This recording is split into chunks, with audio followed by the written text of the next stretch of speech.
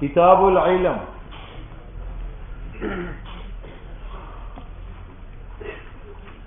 ایک علم ہے، ایک عمل ہے. علم عمل سے بھی مقدم ہے اور تقریر سے بھی مقدم ہے. اس لیے امام بخاری رحمہ اللہ نے ترجمۃ الباب باندھا ہے العلم قبل القول والعمل، کہ علم حاصل کرو بیان کرنے سے پہلے اور عمل کرنے سے پہلے. عمل کا درجہ مقدم ہے. اور حضرت عمر کا قول نقل کیا تفقہوا قبل ان تسودوا، تم عالم بنو بزرگ بننے سے پہلے، بزرگ بعد میں بنو، عالم پہلے بنو. ایسے نہیں پہلے بزرگ بنو گے گرگ بن جاؤ. ٹھیک ہے، تو اس نے کہا تفقہوا قبل ان تسودوا، تم عالم بنو قبل اس سے کہ آپ کو بزرگ اور سردار بنایا جائے. تو علم کا درجہ بیان سے بھی مقدم ہے تقریر سے، اور علم کا درجہ عمل سے بھی مقدم ہے. ٹھیک ہے، عمل زراعت کا تب کرو گے کہ معرفت زراعت کا تو کرو، عمل صنعت کا تو تب کرو گے کہ معرفت صنعت کا کرو. عمل نکاح کا تو بعد میں ہے، پھر علم بھی نکاح چاہیے. ٹھیک ہے، تو علم جو ہے وہ قول سے بھی مقدم ہے اور عمل سے بھی مقدم ہے اور بزرگی سے بھی مقدم ہے.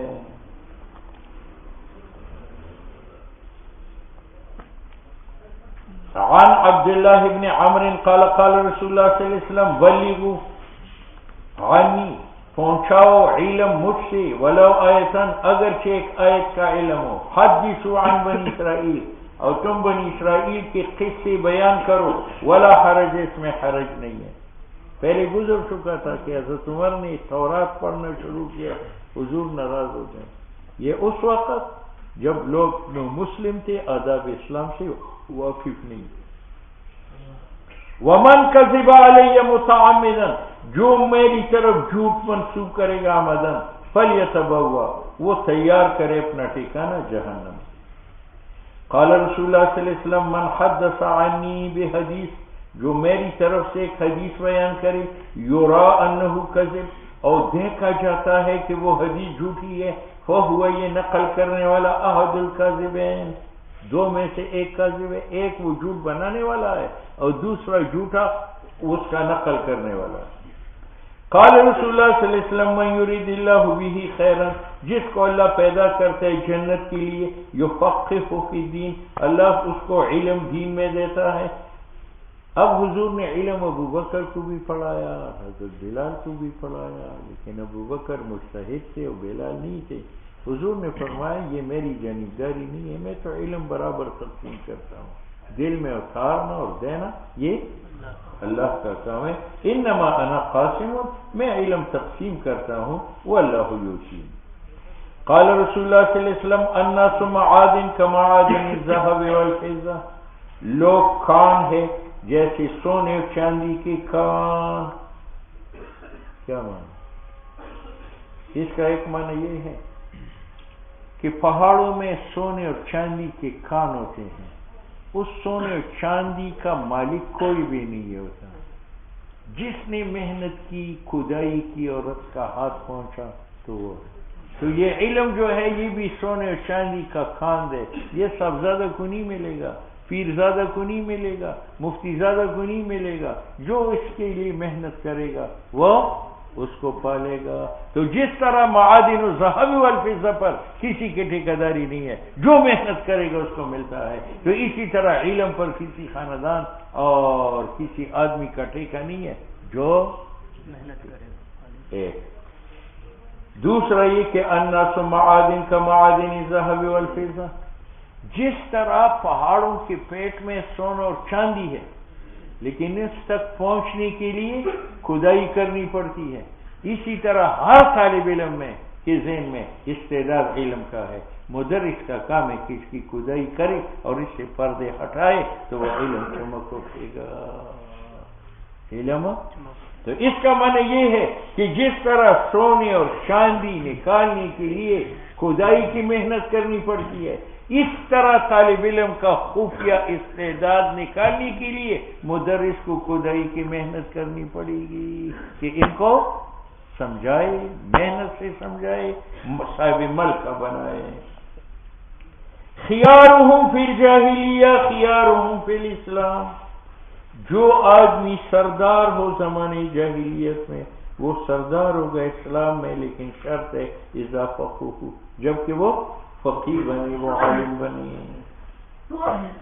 قال رسول اللہ صلی اللہ علیہ وسلم لا حسد الا فی اثنین، حسد جائز نہیں ہے مگر دو آدمیوں کے ساتھ، ایک وہ آدمی جس کو اللہ نے مال دیا ہو، فسلطہ، پھر اللہ نے اس کو مقرر کیا ہو علی حلقہ، اس مال کے خرچ کرنے پر فی الحق دین میں، اس کے ساتھ حسد کرو۔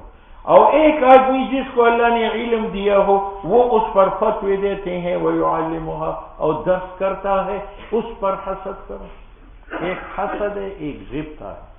حسد یہ ہے کہ میں یہ تمنا کروں کہ اللہ نے آپ کو جو علم اور مال دیا ہے یہ آپ سے چھینے اور مجھے دے، یہ حرام ہے۔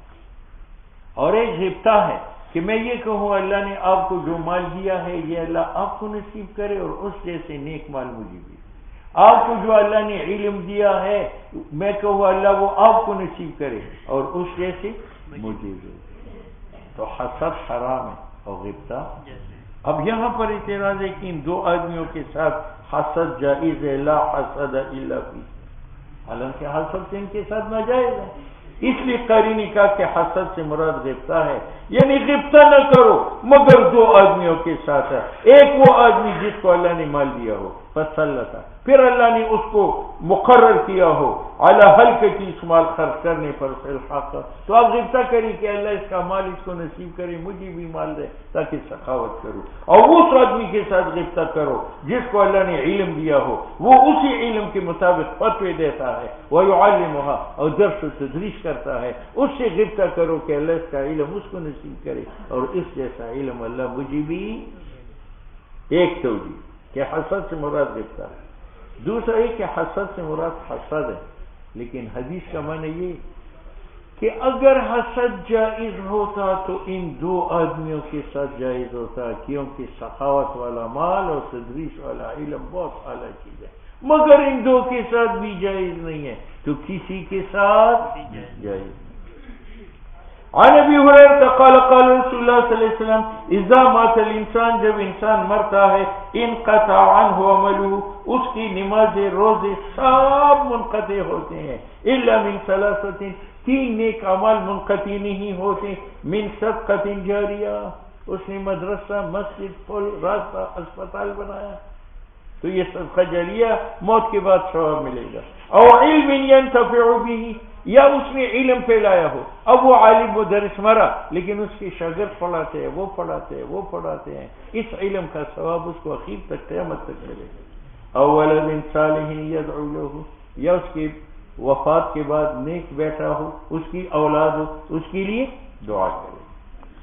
قال قال رسول اللہ صلی اللہ علیہ وسلم من نفس عن مؤمن کربۃ من کرب الدنیا، جو ہلکا کری مسلمان سے ایک مشقت دنیا کی مشقتوں سے، نفس اللہ عنہ کربۃ من کرب یوم القیامہ، اللہ ہلکا کرے گا اس سے مشقت قیامت کے دن کی مشقتوں کا۔ ومن یسر علی مسر، جو آسانی کرے گا غریب کے ساتھ، یسر اللہ علیہ فی الدنیا والآخرہ، اللہ اس کے ساتھ آسانی کرے گا دنیا آخرت میں۔ جو پردہ ڈالے گا مسلمان پر، پردہ ڈالے گا اس پر اللہ دنیا اور آخرت میں۔ او اللہ تعالیٰ فی عون العبد، بندی کی مدد کرتا ہے جب تک بندہ مسلمان کی مدد میں ہے۔ ومن سلک طریقا، اور جو مدرسہ، مسجد، کتاب بنائے گا جس میں علم طلب کیا جائے، اللہ اس کے لیے آسان بنائے گا راستہ جنت کو۔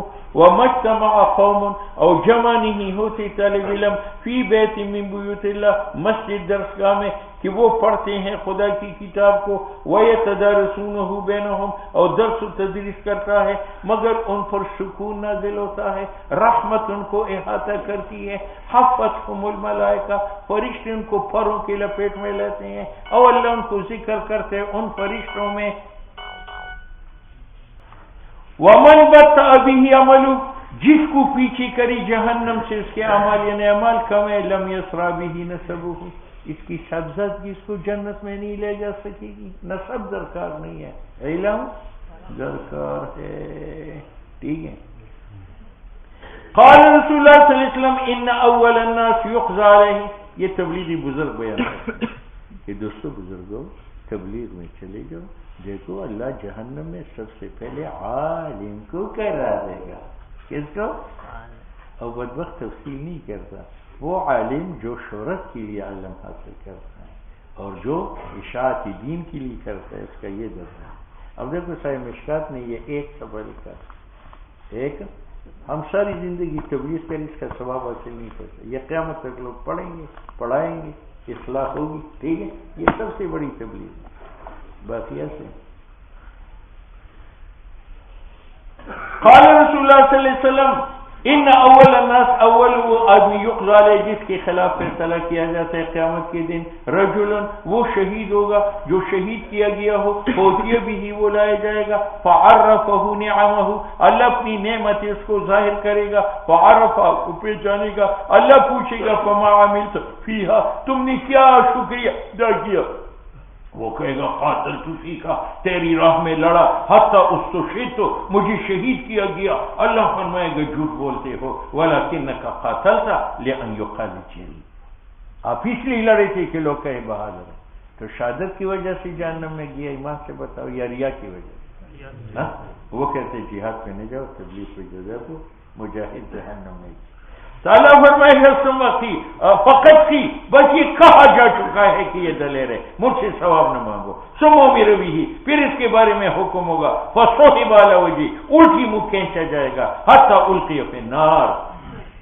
اور دوسرا مولوی تعلم العلم، جس نے علم سیکھا ہو، وعلمہ پڑھایا ہو، وقرأ القرآن قرآن پڑھا ہو، ہوتی بھی اس کو لایا جائے گا، فعرفہ نعمہ اللہ اپنی نعم کی پہچان کرائے گا، فعرفہ وہ مولوی نعمتوں کو پہچانے گا.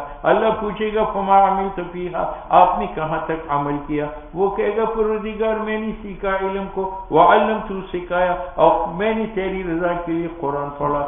قال اللہ فرمائے گا مولوی کذب سے تو جھوٹ بولتا ہے، ولکن تعلمت العلم، تم نے علم حاصل کیا تھا، لیقال انہ عالم، تاکہ کہا جائے کہ یہ عالم ہے. قرآن پڑھا تھا تاکہ کہا جائے یہ قاری ہے. وقت کی یہ کہا جا چکا ہے، پھر اس کے بارے میں حکم کیا جائے گا، فصحب علی وجہ الٹی منہ کیا جائے گا، حتی القی فی النار. یہ علم کی وجہ سے یا ریا کی وجہ سے؟ علم کا کیا نقصان ہے؟